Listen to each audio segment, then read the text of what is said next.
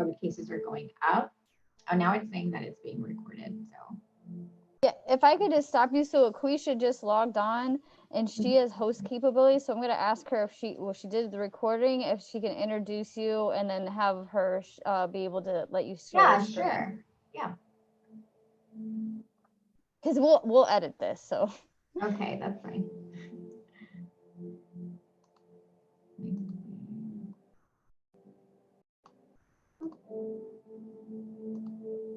Okay, so I can go ahead and share my screen. Give me 1 second. Perfect. So while you're getting that ready, so hello everybody, my name is Kelly Dietrich Callahan, and today we have, I guess I should have asked you your name. I know Miss Erica is the one that sent me the invite. Yeah, Amelia Cordova. I'm going to go ahead and I'll put this screen up here so that you can have, I'm trying to, no, that's not it. So she is with what used to be known as Student Counseling Services, and she's going to provide information about counseling services that are provided to NSU students. Yeah, so hi everyone. I am Amelia Cordova. I'm a licensed marriage and family therapist, and I'm currently working at the Center for Student Counseling and Wellbeing, formerly known as Student Counseling Services at NSU. So our department is now located on the 3rd floor of the Student Affairs building. Currently, at this moment, we are only operating with telehealth services. There are kind of case-by-case situations where we're seeing students in person, but with the rise of COVID cases right now, we're only strictly doing telehealth services. So that's pretty much, in terms of what we're doing in terms of seeing the students. So what we do at Student Counseling Services is pretty much psychiatric and counseling. We see a variety of students from undergraduate to the medical students, graduate students, and especially anyone that's coming in with any issues with, couples or roommates or family issues. Right now, we've been seeing a high volume of students, more than we've ever seen before. Partly it's because of the pandemic, and the other is due to academic stressors, family changes that have been coming up, but also because of the telehealth convenience. So that's something that we have noticed that's been a trend that we've been, kind of learning how to navigate as well. So we do add that flexibility for our students. At this point in time, if you are out of state, we will have to refer you to local community services until you are able to be seen in the state of Florida. So if you are in the state of Florida, we can see you from anywhere, given that it's telehealth services. But at this point, we're not able to provide the counseling services out of the state at this time. So in terms of what we're offering, think of counseling as if there's an opportunity to work on yourself, to identify any patterns that you might not find yourself naturally gravitating toward, even if it was the slightest of unhealthy or something that you want to improve on. These services are offered to you. You start your counseling like so, and if today was your day of engaging in services, you have 10 sessions to utilize every year. And if you're going to be here for 4 years, for 6 years, you have 60 counseling sessions that you can engage in. That's a lot of counseling, and that's also a lot of money that you're going to be saving. And just imagine the fact that, in the moment as you're navigating your career, your academic career, you're also working on yourself and navigating just the stressors of academics or the stressors with life changes within those years and adjusting periods, especially adjusting to circumstances that we're not able to manage, that we haven't been able to manage up to this point. So just keeping that in mind. So these are some of the examples of things that people have come in before and continue to come in to address certain things, from relationship challenges, couples counseling. We've been getting a lot of anxiety and depression recently. Now, with these in mind, this does not mean that we are diagnosing. In terms of our counseling services, we are a non-diagnostic center. The only one who would be providing the diagnoses would be the psychiatrist, and that's an option for you. should you decide to see the psychiatrist. That is an option. It's available, and that's something that we are offering to students. But if you're coming in for counseling services and these are just symptoms or some things that you're noticing you want to address, like relationship issues, problem solving, like goal setting, if you want to improve how you've been managing your academics, those are things that you can come in and work on. Even if it's kind of just setting the tone of this is where I'm at. It's really interesting to see, students kind of find themselves in a manageable state, but then there's also these sometimes crisis situations that occur, and knowing that you've already established a rapport with your clinician is already helpful, because you're not coming in when you're in crisis. You're coming in already building that rapport with the clinician, and that clinician already knows just how you've navigated and what's been helpful for you. So in those moments of crisis, you've already have like the prepared plan of what to do in the instances when something serious occurs. So just something to keep in mind as you continue your education at NSU.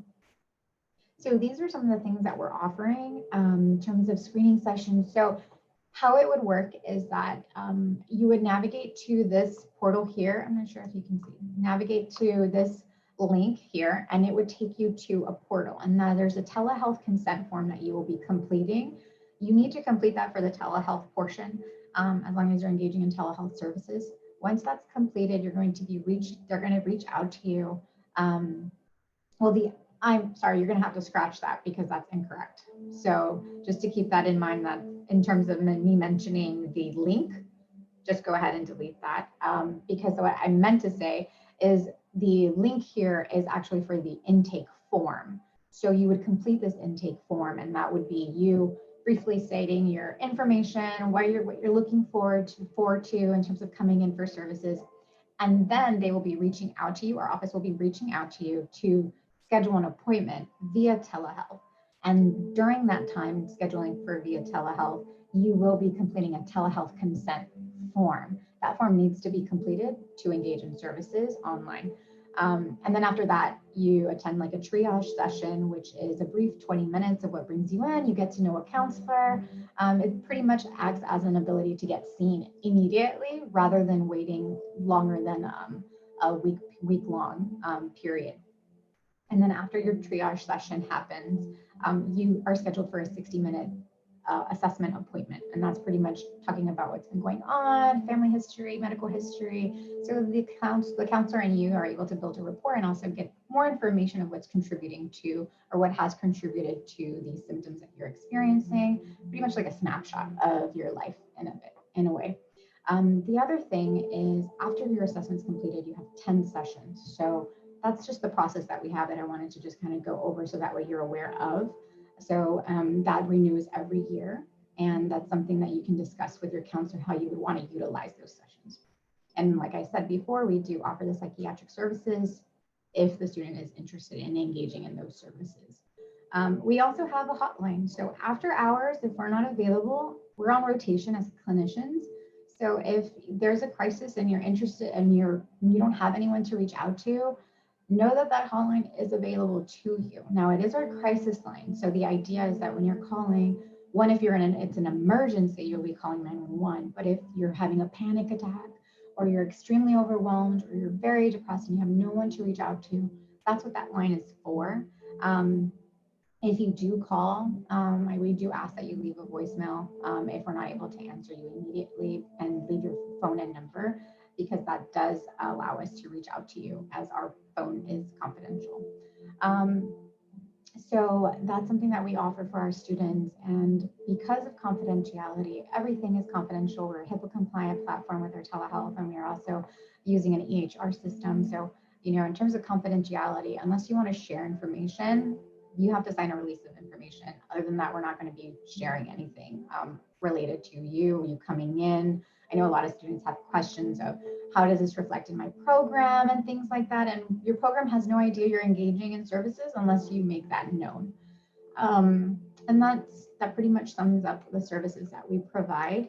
And this is like a snapshot of what that looks like. So the student counseling, and then the well-being is the NSU care team, which is separate from what we provide. The NSU care team has community care coaches, resilience programs, educational outreach, And that's also available through our umbrella, the Center for Student Counseling and Wellbeing.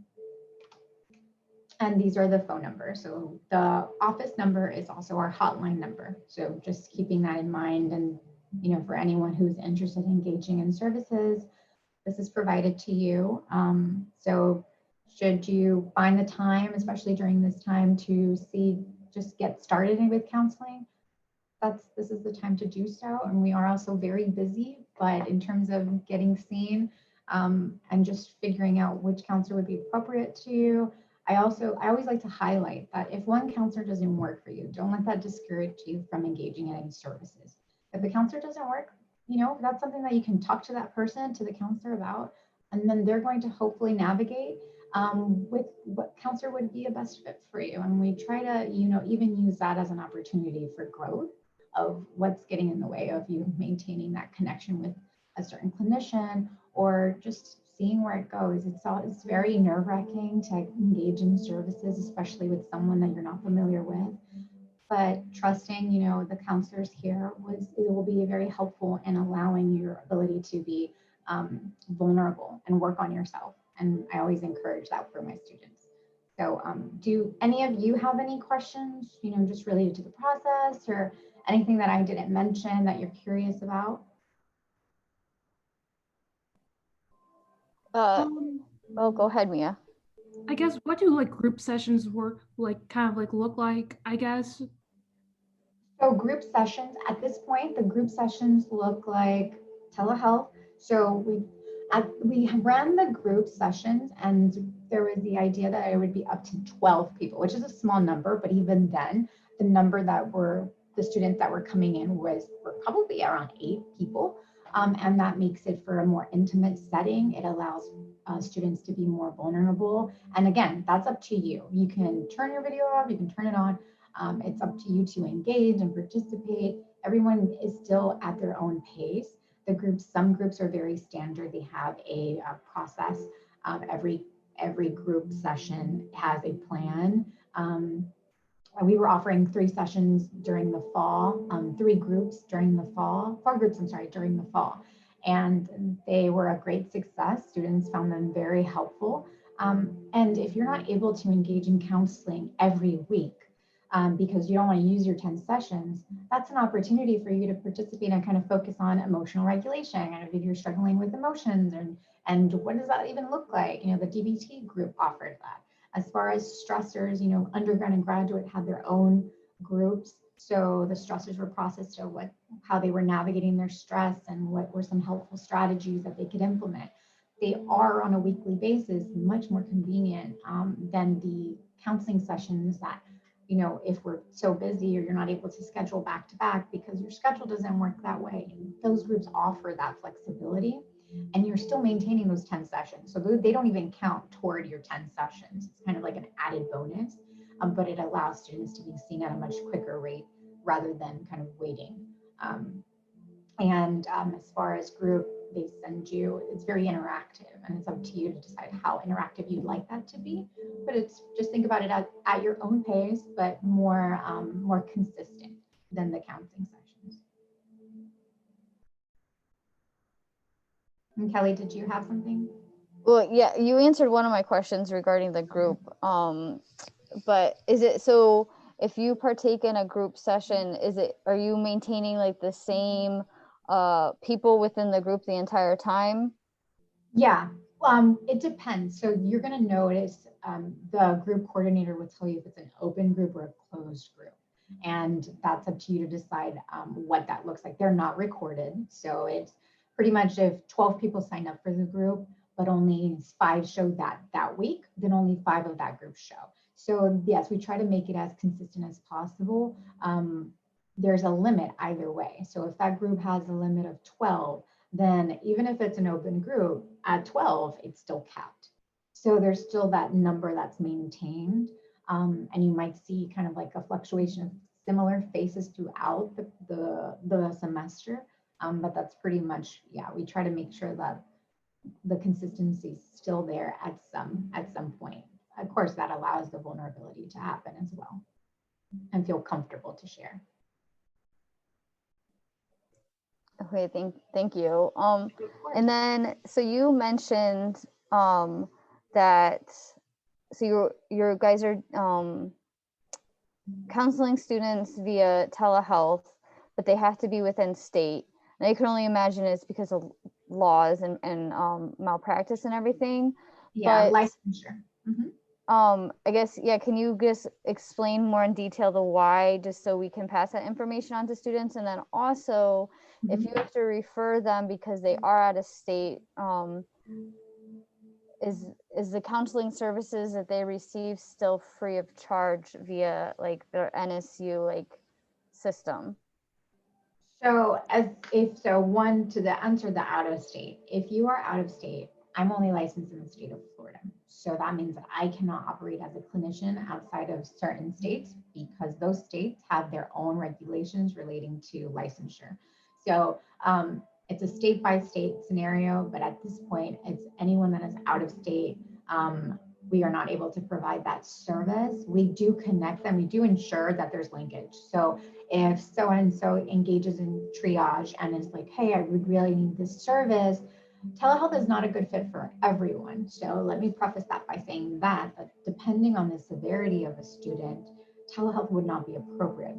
Those chances rarely happen, at least with the services that we've been providing with students. But in the event that that does happen, that's something that would be discussed during triage. But in the triage session, if you're out of state and you're engaging and you'd like to engage in services, we still maintain that commitment to make sure that you get linked to services in your area. As far as with the sessions that are still available, you have your sessions available for that time within the time you engage in services, and re-engaging in services every 10 sessions per year that you engage. So if today, 12/30/2020, you engage in services, you complete a triage appointment, this is kind of like that anniversary date. So you have until next year to use those 10 sessions. Those sessions do not roll over.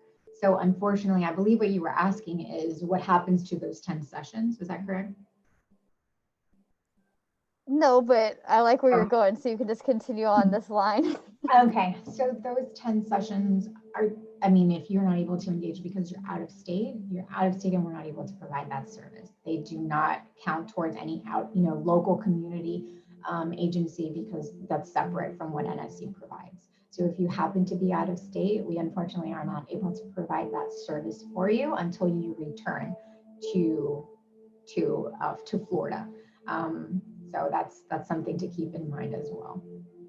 And can you clarify the second question? Because I want to be able to answer that one. Yeah. So so I was just wondering, like, because you said that you guys make sure that they have resources available and you try to refer them if they are out of state. And I guess and maybe you did answer it, is like, do the referral, is that still like free of charge? But it doesn't sound like it is. Yeah, It's gonna have to be billed through their insurance or out of their own pocket. Okay. Correct. Yeah. And now the groups operate differently. The groups are something that students can engage in because it doesn't have that stipulation with the 10 sessions. So the groups are, you're engaging in the groups, and that's something you can commit to on a weekly basis as well. So if they participate in the group, are they still confined to that in state rule? No, they are not.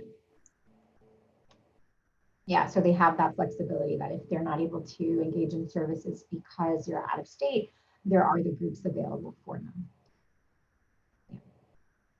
And then can you just reiterate what you said, that the 10 sessions are like an anniversary date? It's not based off of like the school date. Yeah, so no, it's not based off of school. So a lot of students do come in and they're thinking, oh, okay, so from my first year, then I have 10 sessions.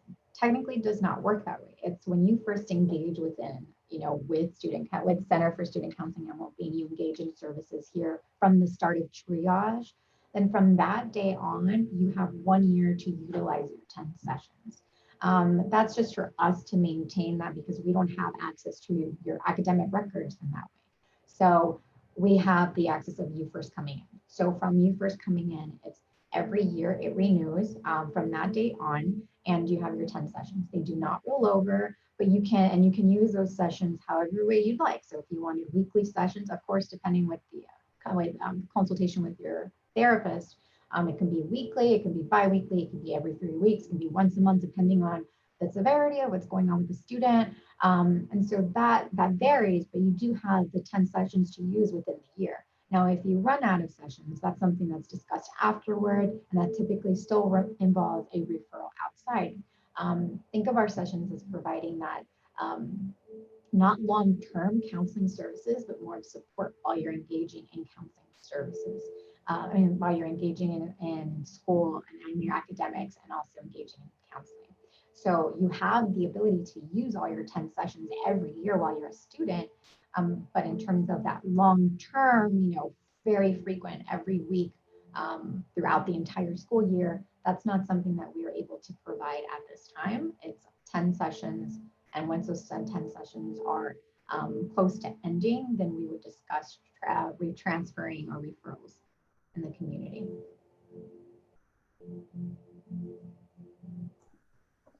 Thank you for clarifying and reiterating that. My other question is, so you said that there's been an influx in students seeking counseling services. Mm-hmm. What is the estimated wait time to get an appointment? Well, for triage, which is the initial appointment, it's all depending on the student. So if the student calls today and says, I want to engage in services, you don't even have to call. All you can do is just click on, go to the link provided, or click, type in NSU student counseling, and the link, which the website will take you to the link.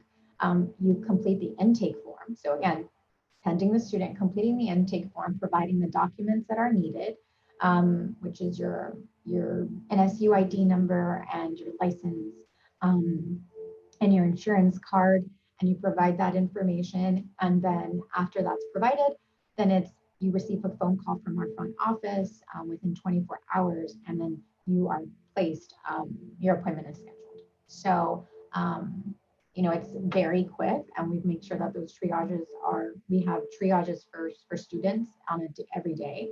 So it's more of, if a student's able to follow through with engaging in services and, filling out the proper forms, then it's fairly easy and quick turnaround to engage in services.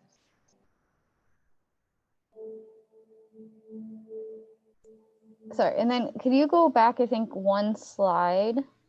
Mm-hmm. This one? Yes. So these are all different services that you guys provide. Are these like additional classes that people can take? Because I'm specifically talking about the resiliency programs and educational outreach. So that's more under the NSU care team. That's separate from what the clinicians provide. That's under the NSU care team, and that becomes there's community care coaches. There's a website dedicated to that. If you want, I can bring that up for you. That's the website that there's designated students that act as care coaches to provide resources for students that are an undergrad or that are in certain areas, certain departments of NSU, and they act as coaches to help others and to help their peers. The resilience programs are also part of the NSU care team, and they're programs that are for the students, but they're separate from the 10 sessions, they're separate from student counseling services, and so is the educational outreach. They have their separate website. Would you like for me to bring that up for you? Yeah, sure, that would be great. Thank you. Yeah, so I'll bring that up. So they have, and I can't talk much about it because that's a separate thing, but they have a website. So say for students, for some reason, professor or a student or a friend is concerned about an SU student for whatever reason, they want to share that with someone to get support and help them out, figure things out. They have a form that you can complete where you can complete it as a professor or as a student. You can complete that, and the NSU care team we'll figure out what appropriate resources would be helpful for that student. Considering it's not the student reaching out, right? These are other external people that are reaching out and in that person's life and saying, hey, you know, so-and-so needs some support. I don't know where to navigate or what to do. And the NSU care team acts as that support for them to figure out what would be the most appropriate supports at that time for the student. So I'm going to go ahead and send you the link here. Let's see.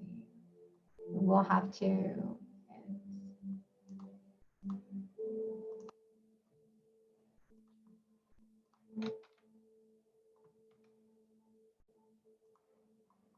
Did you see the link that I sent in the chat?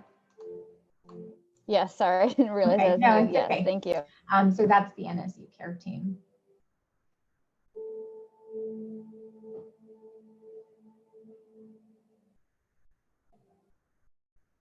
Still on mute. Okay. I think those were all the questions that I had. Mia and Aquisha, I didn't know if you guys had any additional ones. So I know this is short and low attendance. Again, I apologize. That's okay. I don't know. Well, you guys obviously